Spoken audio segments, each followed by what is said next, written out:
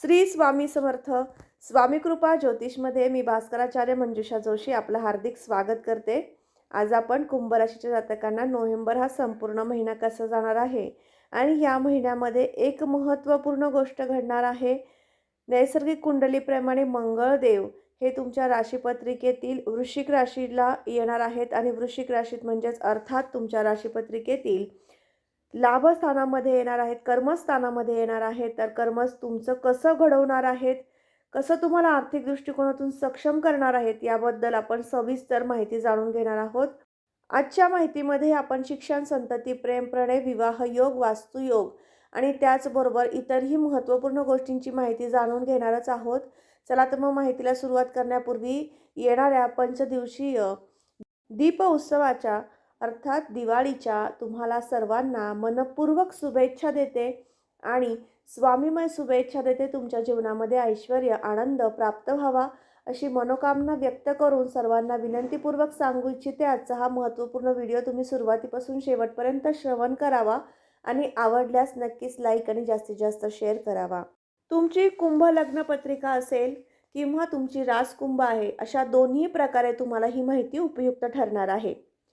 पहिल्यांदा आपण गोचर स्थिती कशी लाभलेली आहे हे समजून घेणार आहोत.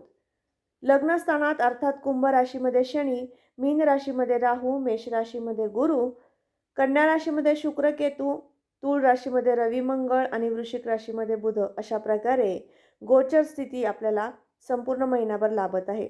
महिनाभरामध्ये गोचर स्थितीमध्ये ग्रह परिवर्तन कधी होणार आहे ते समजून घेऊया. 2 नोव्हेंबरला शुक्रदेव कन्या राशीत येतील.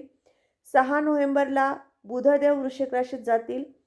16 नोव्हेंबरला रवी आणि मंगळ वृश्चिक राशीमध्ये गोचर करण्यास सुरुवात करतील.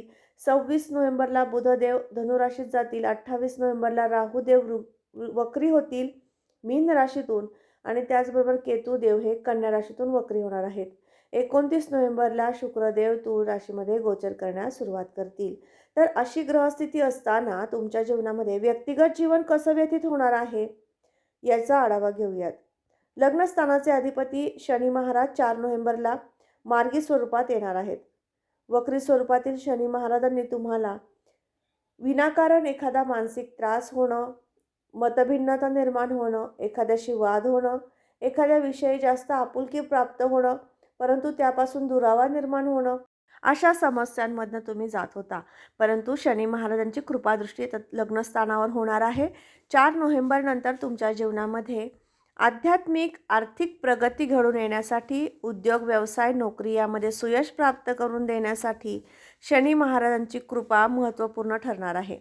तुमचे व्यक्तिगत जीवन व्यक्तिमत्व उंचावण्याचा कालावधी आता सुरू झाला आहे असं म्हणायलाही हरकत नाही. पुढील स्थानाकडे वळूयात. धनसंचय, धनवृद्धिंगत होण्यासाठीचा कालावधी कसा आहे. या स्थानामध्ये 30 ऑक्टोबर नंतर राहुदेव आलेले आहेत. राहुदेव ह्या तुमच्या या कालावधीमध्ये नोव्हेंबर या संपूर्ण महिन्यामध्ये तुम्हाला कशा प्रकारे संचय होणं किंवा वृद्धिंगत होण्यासाठी मदत करतील हे समजून घेऊयात. राहुदेव या स्थानात आलेले आहेत आणि त्याचे मालक गुरु महाराज यांचा दोघांचा एकमेकांशी परस्पर द्विर्द्वादशक योग होत आहे. यामुळे धन संचय न होता, वृद्धी न होता थोडासा पैसा खर्च करण्याकडे तुमचा कल राहू शकतो किंवा विनाठायक एखादा खर्च उत्पन्न होणं असं ग्रहमान प्राप्त होईल. परंतु यात सगळ्यात महत्त्वपूर्ण शुभ गोष्ट घडणार आहे ती म्हणजे तुमच्या जीवनामध्ये गुरु महाराज लाभस्थानामध्ये स्वतंत्र एकटे असल्यामुळे तुम्हाला आर्थिक लाभ घडून आणण्याची संधी प्राप्त करून देतील. पराक्रम स्थानामध्ये, परिश्रम स्थानामध्ये येणारे गुरु महाराज हे कीर्ती प्रसिद्धी प्राप्त करून देतात आणि त्याबरोबरच आर्थिक उन्नती घडून आणणारं ग्रहमानसुद्धा उत्पन्न करून देतात. पण सगळ्यात महत्त्वाची गोष्ट म्हणजे गुरु महाराजांवरनं आपण स्वतःचं व्यक्तिगत जीवनामधील गर्विष्ठपणा वाढण्याची सुद्धा शक्यता वाढणार आहे. ही एक महत्त्वपूर्ण बाब आहे, ती तुम्ही लक्षात घेणं आवश्यक ठरणार आहे. मग कुणाशी बोलताना, संबोधताना तुमच्या वाणीवर नक्कीच ताबा ठेवायचा आहे, नाहीतर समोरची व्यक्ती दुखावली सुद्धा जाऊ शकते आणि यामुळे तुमच्या व्यक्तिगत जीवनामध्ये पुन्हा वाद संघर्ष उद्भवू शकतात. ही एक महत्त्वपूर्ण गोष्ट नक्कीच तुम्हाला करायची आहे. परिश्रम घडून आणण्याची संधी किंवा परिश्रमातनं यश घडून येण्याचा कालावधी म्हणता येईल तो म्हणजे हा नोव्हेंबर महिन्यातील दुसरा पंधरवडा. या दुसऱ्या पंधरवड्यामध्ये तुम्हाला सर्व्हिस निमित्त किंवा कामानिमित्त, नोकरीनिमित्त बाहेर प्रवासही होऊ शकतात आणि त्या प्रवासामध्ये आनंदही प्राप्त होऊ शकतो. त्यातनं काहीतरी तुम्हाला नाविन्यपूर्वक गोष्ट शिकण्याची सुद्धा संधी प्राप्त होऊ शकते. तुम्ही केलेल्या कार्याची दखल वरिष्ठ अधिकारी नोकरीमध्ये नक्कीच घेऊ शकतील आणि त्यामुळे तुम्हाला प्रमोशन होणं, पगारवाढ होणं असे शुभ संकेतसुद्धा प्राप्त करून देणारा हा नोव्हेंबर महिना ठरणार आहे. याचबरोबर आता आपण चतुर्थ स्थानाकडे वळूयात. पत्रिकेतील चौथं घर हे सुखस्थान मानलं जातं आणि त्याचबरोबर या स्थानावरून आपण मातृसौख्य, वाहन वास्तूचं सौख्य पाहत असतो. वाहन वास्तू खरेदी करण्यासाठीचा हा महिना अतिशय योग्य नाही असं किंवा वाहन वास्तू घेताना खूप मोठ्या प्रमाणामध्ये खर्च होणं, एखाद्या विषयामुळं फसवणूकसुद्धा होऊ शकते. त्यामुळं काळजीपूर्वक वाहन खरेदी करण्याचा विचार करावा किंवा टाळता आलं तर हा नोव्हेंबर महिन्यामध्ये वास्तू खरेदी करणं टाळावं. याचबरोबर आईचं सौख्य तुम्हाला अतिशय उत्तम प्रकारचं मिळेल. पंचम स्थानावरनं आपण शिक्षण, प्रेम, प्रणय, संतती याचा विचार करतो. संततीच्या दृष्टीने हा महिना मध्यम स्थिती दर्शवतो. मुलांच्या जीवनामध्ये नोकरीनिमित्त किंवा व्यवसायानिमित्त अतिशय उत्तम प्रकारची आनंददायी वार्ता तुमच्या करणी पडणार आहे आणि तुम्हाला एक कृतार्थ झाल्याची भावनासुद्धा प्राप्त होऊ शकते. हे एक शुभ ग्रहमान प्राप्त होऊ शकेल. याचबरोबर या स्थानावरून आपण संततीचं सौख्यही पाहतो, तसेच प्रेम प्रणय या संदर्भातही विचार करत असतो. प्रेम संबंधामध्ये थोडीशी काळजी घ्यायची आहे. तुमचा प्रियकर किंवा प्रेयसी यांना वेळ न देऊ शकणं किंवा एखाद्या विषयावरनं वाद झाल्यामुळे दुरावा निर्माण होणं किंवा वैचारिक मतभेदामुळे काही दिवसांपुरतं तुमचं संभाषण थांबणं असे अनेक अशुभ योग घडत आहेत. त्यामुळे नक्कीच काळजी घ्यायची आहे. यासाठी खास उपाय मी या व्हिडिओच्या शेवटी देणार आहे, तो तुम्हाला करणं आवश्यक ठरणार आहे. याचबरोबर शिक्षणाच्या दृष्टीने विचार केला असता शिक्षण योग मध्यम स्थितीत दर्शवतो. विद्यार्थी वर्गाला 1ली ते 10वीच्या विद्यार्थी वर्गाला मात्र हा महिना अतिशय उत्तम आहे. पण उच्च शिक्षण घेऊ इच्छिणाऱ्या विद्यार्थी वर्गाला मात्र या महिन्यामध्ये थोडासा विलंब होणं, बाहेर देशात, बाहेर राज्यात जाऊन शिक्षण घ्यायची इच्छा असेल तर काही कागदपत्रांची पूर्तता करण्यामध्ये अडचणी निर्माण होणं, अशा काही अशुभ गोष्टी घडू शकतात. पहिल्या पंधरवड्यापर्यंत हा अशुभ योग म्हणता येईल. दुसऱ्या पंधरवड्यामध्ये मात्र तुम्हाला मनासारखं एखाद्या ठिकाणी शिक्षणास जाण्याची संधीसुद्धा उपलब्ध होऊ शकते. याचबरोबर षष्ठ स्थानाकडे वळूयात. रोग हितशत्रूंचा विचार केला असता षष्ठ स्थानावरती राहुदेवांची पंचमदृष्टी आलेली आहे.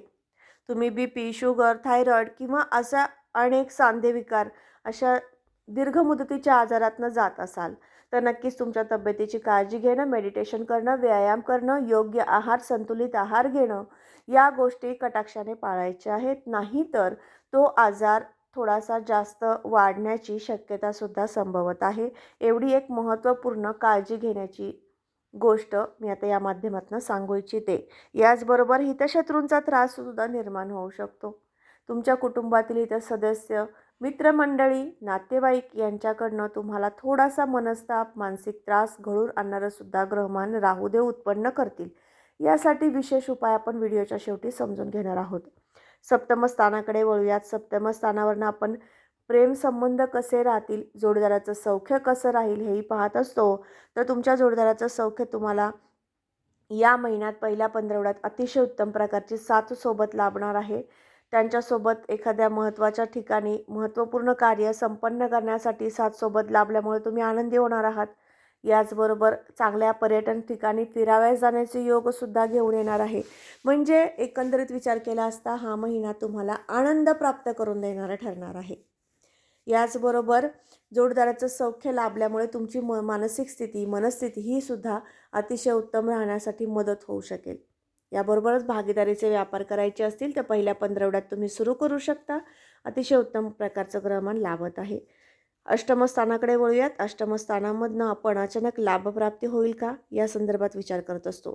तर तुम्हाला उद्योग व्यवसायातनं आणि नोकरीतनं अचानक लाभप्राप्तीचे योग संभवत आहेत. नक्कीच तुम्ही तुमच्या नोकरीमध्ये चांगलं काम करणं, वर्कलोड जरी वाढला तरी त्यामध्ये सातत्य ठेवणं, कामाची गती एकसंध ठेवणं हे खूप गरजेचं राहणार आहे असे मी या माध्यमातून सांगू इच्छिते. कारण तुम्हाला लाभ प्राप्त त्यामुळेच घडणार आहे. याचबरोबर नवमस्थानाकडे वळूयात. नवमस्थानाचे अधिपती शुक्र महाराज हे राशीपत्रिकेतील अष्टमस्थानात त्रिकभावात गेलेले आहेत. त्रिकभावातील शुक्रदेव हे तुम्हाला थोड्याफार प्रमाणामध्ये कामं महत्त्वाची न झाल्यास चिडचिड निर्माण करून देऊ शकतील. मानसिक संतुलन किंवा मनस्थिती बिघडण्याची सुद्धा शक्यता आहे. विवाह घडून येण्यासाठी काही समस्या निर्माण करून देणं किंवा विवाह जर झालेला असेल तर तुम्हाला सौख्य प्रदान करतील. म्हणजे एक शुभ आणि एक अशुभ असे दोन्ही फळ प्राप्त करून देण्यासाठी सुद्धा शुक्र महाराज हे या महिन्यामध्ये कार्यरत राहणार आहेत. त्यामुळे त्यांच्यासाठी एक विशिष्ट उपायसुद्धा मी तुम्हाला सुचवणार आहे, तोही तुम्हाला करायचा आहे. याचबरोबर भाग्य संकेत, शुभ संकेतसुद्धा घडून येतील. स्वप्न अतिशय उत्तम प्रकारची पडणं, काहीतरी नवीन घेणं, नाविन्यपूर्ण गोष्ट जीवनात घडून येणार आहे, अशा काही शुभ संकेतसुद्धा तुम्हाला प्राप्त होतील. असेही ग्रहमान तुम्हाला प्राप्त होत आहे. याचबरोबर पत्रिकेतील दशमस्थानाकडे वळूया. 10व्या घरावरनं आपण उद्योग, व्यवसाय, नोकरी याचा विचार करत असतो. नोकरीमध्ये बदल करायचा असेल तर नक्कीच तुम्ही या महिन्यात करू शकता. अतिशय उत्तम प्रकारची नवीन सर्व्हिससुद्धा लागू शकते. त्याचबरोबर गव्हर्नमेंट सर्व्हिसचा विचार असेल तर त्यासाठी सुद्धा प्रयत्न तुम्ही करू शकता. याचबरोबर या स्थानावरून आपण व्यवसायाचा विचार करत असतो. व्यवसाय जर जुना असेल किंवा नाविन्यपूर्ण नवीन करायचा असेल तर त्याच्यासाठी तुम्ही रीम गम गणपते नमः हा जप करा. म्हणजे तो व्यवसाय स्थिर होण्यासाठी, नवीन चालू केला असेल तर तो सुस्थितीमध्ये सुरू होण्यासाठी नक्कीच याचा उपयोग होऊ शकतो. व्यवसायी वर्गाला नक्कीच हा महिना लाभदायक, लाभ प्रदान करून देणारा ठरणार आहे.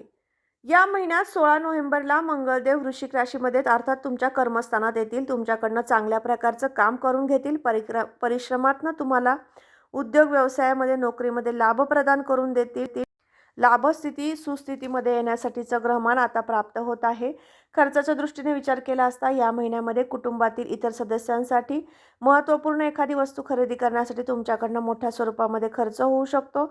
आर्थिक स्थिती अतिशय उत्तम झाल्यामुळे तुम्हाला या खर्चाचं काहीच वाटणार नाही किंवा हा खर्च मी करतो या संदर्भात दुःखही वाटणार नाही, असेही ग्रहमान प्राप्त होत आहे.